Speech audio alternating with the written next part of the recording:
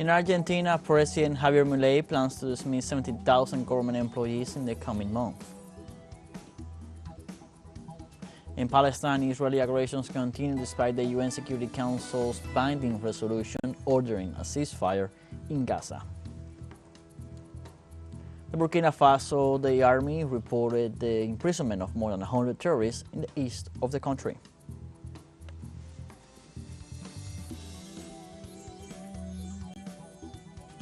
Hello, welcome to From the South. I'm Luis Alberto Matos from the TeleSUR studios in Havana, Cuba. We begin with the news. The president of Argentina, Javier Milei, assured that he will not renew any of the 70,000 contracts of national state workers. During a speech in front of his country's businessmen, he promised the 70,000 layoff while enumerating the achievements of his administration. Referring to 50,000 public employees dismissed from their jobs, he added not only that, but also that contracts were terminated, pointing out that now more than 70,000 will be laid off. After the president's statement was made public, the Secretary General of the State Workers Association, Rodolfo Aguiar, indicated that such a measure was unthinkable since it would paralyze the country. In Argentina, the relatives of the victims of the series of kidnappings and forced disappearances known as the Night of the Pencils welcomed the sentencing to life imprisonment of those responsible. Those implicated in the trial were sentenced this Monday in the Federal Oral Court Number 1 of La Plata. The criminals were found guilty of crimes against humanity perpetrated in the wells of Quilmes, Banfield, and Lanús Brigade. Jaime Lamón, Jorge Verges, Federico Minicucci, Guillermo Domínguez, Carlos Fontana, Carlos Romero, Jorge de Pascale, Roberto Balmaceda, Juan Wok, y Horacio Castillo were found guilty, among other heinous crimes, of depriving 23 pregnant women of their freedom and tortured them.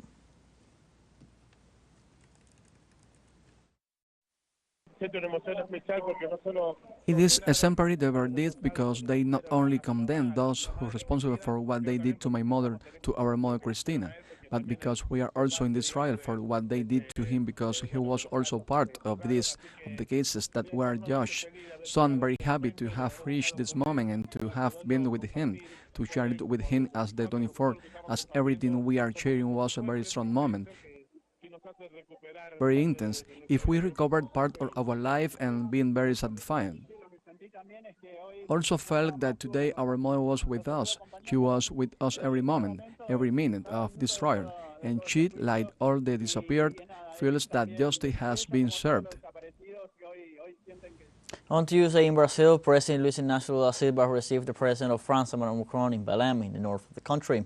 It is the first visit of a French president in 11 years. Macron begins his three-day tour of the South American giant in a symbolic place. In 2025, the state of Pará will host the 30th United Nations Conference on Climate Change, COP30, together with the local and native authorities, as well as several members of the government cabinet. The heads of state went on several tours, and one of the highlights was a meeting with several members of the Kayopo ethnic group and their chief, Raoni Metuktire, a world icon in the struggle for the preservation of the Amazon rainforest.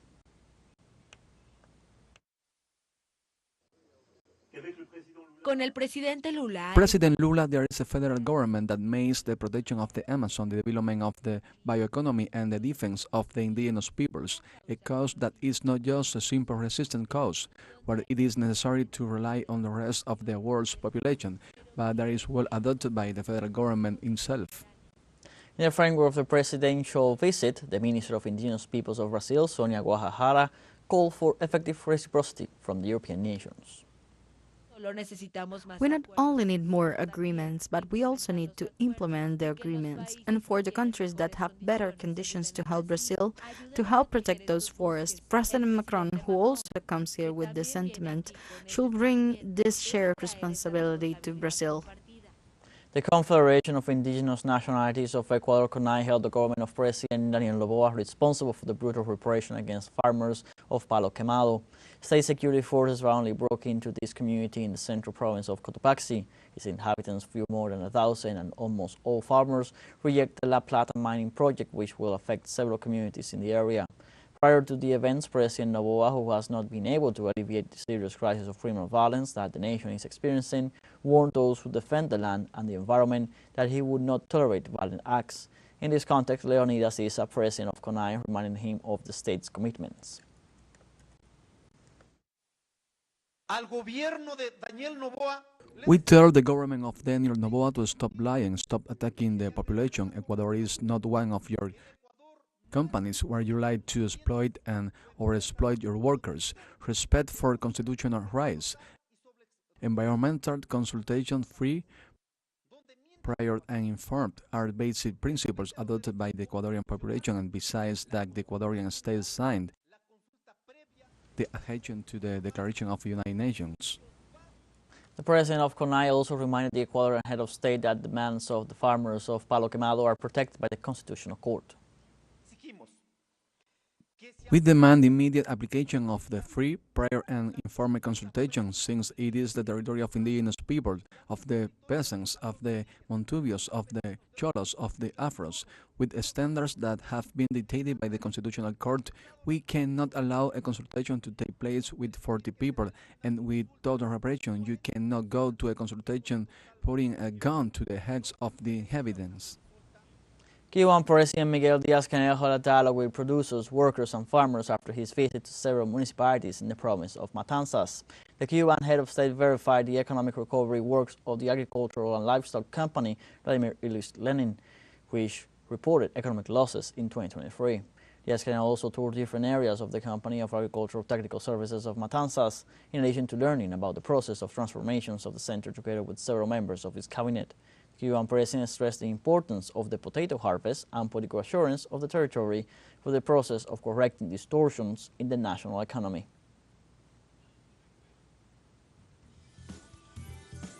Let's take a short break, but remember you can join us on TikTok at TeleSUR English, where you will find news in different formats, news updates, and much more. Other stories coming up. Stay with us.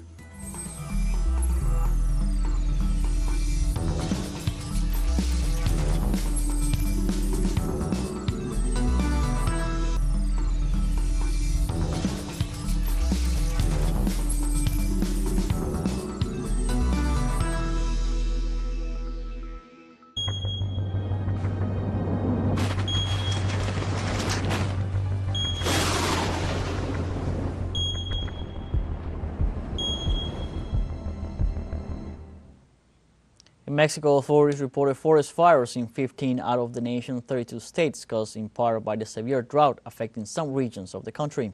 The National Forestry Commission reported 58 active forest fires, which affected 4 protected natural areas in the central states of Morelos, Veracruz, and the state of Mexico. The official statement estimates that the preliminary area affected reached 1,421 hectares, and so far there have been no report of injuries. One of the most affected regions was Veracruz, with a coastline on the Gulf of Mexico, where according to state authorities, there were 7 fires that affected the ecological reserve in Texhuacan.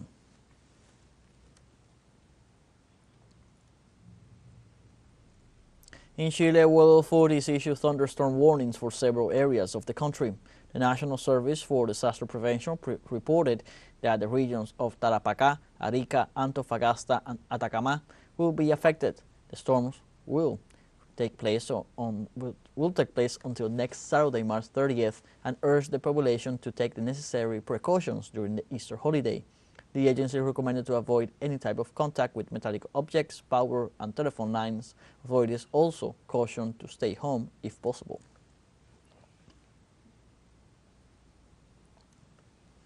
In Syria, the government has condemned the attack perpetrated against its territory by the United States on Monday. 7 soldiers and 1 civilian killed is the deadly balance of the aggression.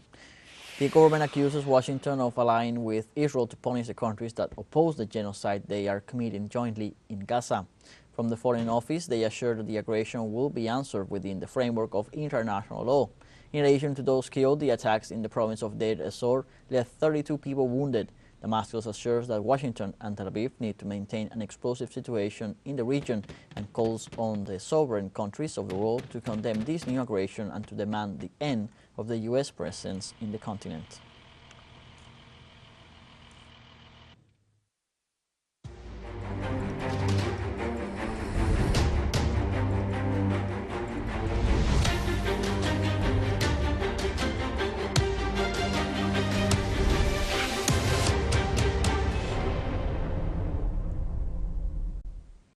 Israeli aggressions have not stopped despite the UN Security Council's binding resolution ordering a ceasefire in Gaza.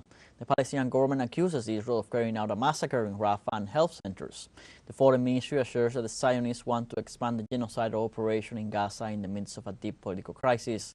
Israeli analysts say that Prime Minister Benjamin Netanyahu is trying to deepen the ground war besieged by extremists in his cabinet, while humanitarian organizations are demanding that the United Nations enforce the ceasefire resolution.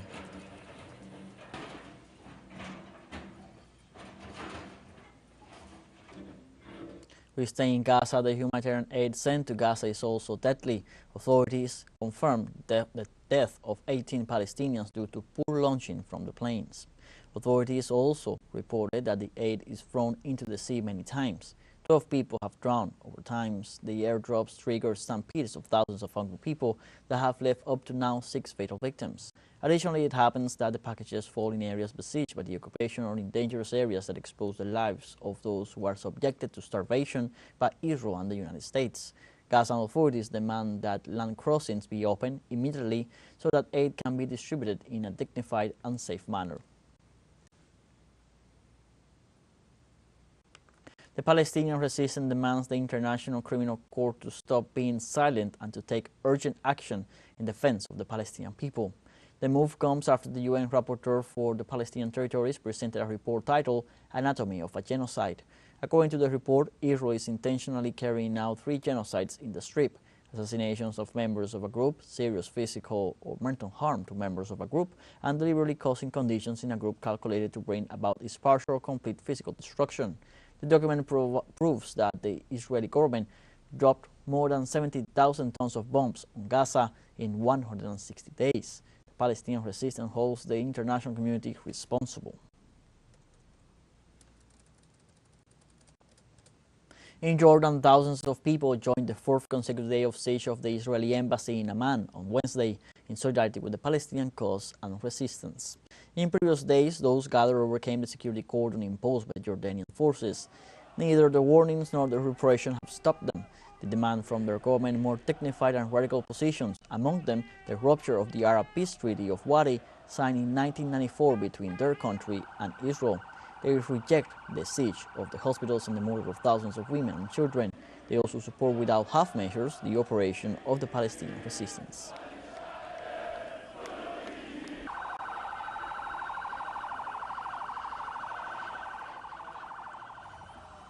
We have a final short break coming up, but before we invite you to join our WhatsApp community for our English-speaking audience. You can scan the QR code on screen to join directly and share the link to reach more people. Constant news coverage of Latin American, Caribbean, as well as the rest of the world. Stay connected and informed with TeleSUR. Final short break, don't go away.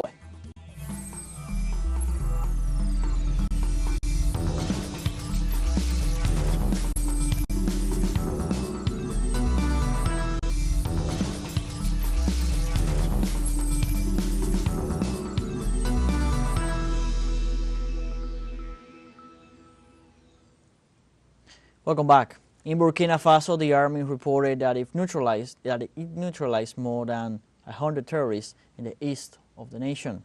According to military intelligence services, on Monday there was a massive arrival of extremists in the locality of Gayeri. On Tuesday, a grounding mission with an air rear guard was deployed, and after an intense confrontation, they managed to eliminate 105 terrorists and expel those who survived the military operation. They also reported the seizure of numerous ammunition and weapons. This is one of the first massive operations carried out by the Burkina Faso army without foreign troops.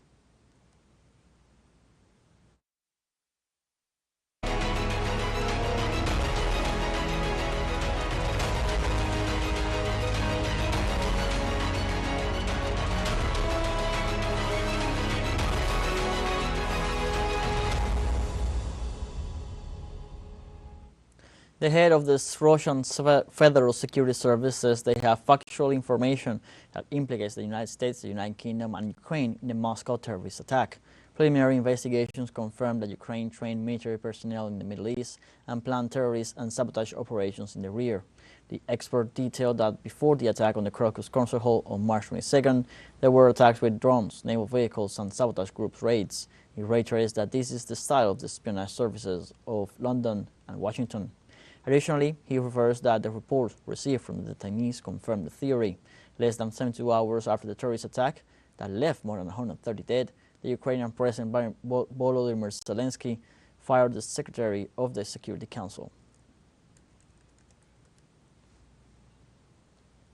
The Syrian Atomic Energy Authority and the Russian company Rosatom signed a memorandum of understanding on Tuesday within the framework of peaceful use of nuclear energy. The memorandum was signed within the framework of the International Forum Atom Expo 2024 for research and development of nuclear energy, which opened on Monday in the Russian city of Sochi. The head of the Syrian Atomic Energy Authority, Ibrahim Ofmal, noted that the agreement consists of supplying some radioisotopes with medical uses to his country and other supplies that will be used in non-destructive tests carried out on oil pipelines, fuel tanks, and airplanes. He stressed that the memorandum is based on a cooperation agreement already signed between Syria and Russia in the field of peaceful uses of atomic energy and on the memorandum of understanding on peaceful non-energy applications. Thailand is set to become the first Southeast Asian nation to recognize same-sex marriage after politicians passed a same-sex marriage bill. The lower house of parliament overwhelmingly voted in favor of the bill, with 400 supporting its passage and just 10 against it in a final reading on Wednesday. If the bill takes effect, Thailand will be just the third Asian country to legalize same-sex marriage. The bill now requires approval from the country's Senate and finally endorsement from the King before becoming law. More than a decade in the making, the legislation could take effect within 120 days of royal approval. The legislation would change references to men, women, husbands, and wives in the marriage law to gender-neutral terms. It will also grant LGBTQ couples inheritance and adoption rights equal to those of heterosexual marriages.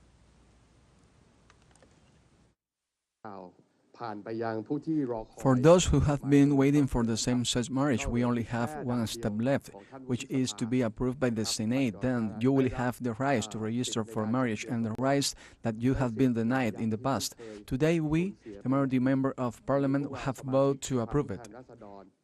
I think there's a lot of excitement, but also there's this little feeling that I think a bit of sadness that we couldn't pass the parental section, but I think overall we're really happy. Now let's go to the world of sports. Cuban table tennis player Andy Pereira improved his position in the world ranking and is focused on the Olympic Games Paris 2024. In this sense, sports authorities in Cuba highlighted Pereira's achievement, who is now in the 57th place in the world table tennis ranking in the qualifying route to Paris 2024. The 34-year-old tennis player added 30 units to his ranking of 404 points after participating last week in the Feeder Beirut tournament, while it ratified his position as the fourth best player in the Americas and the most outstanding in Cuba. And moving on to another sporting discipline, this time with tennis legend Novak Djokovic, who announced that him and his coach Goran Ivanisevic will go their separate ways after 6 years of working together. The number one tennis player of the world made the announcement on his Instagram account.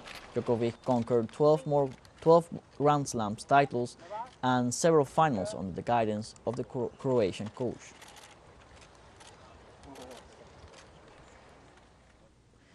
Finalizing the sports section, we will talk about football because the Spanish government condemned the racist insults against the Brazilian football player and Real Madrid star Vinicius Jr.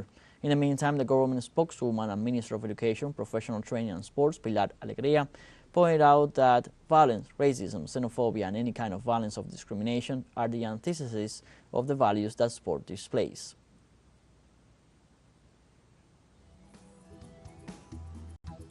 We have come to the end of this news brief. You can find these and many other stories on our website at telesurenglish.net. You can also join us on social media, Facebook, X, Instagram, Telegram, and TikTok. For TeleSUR English, I'm Luis Alberto Matos. Thank you for watching.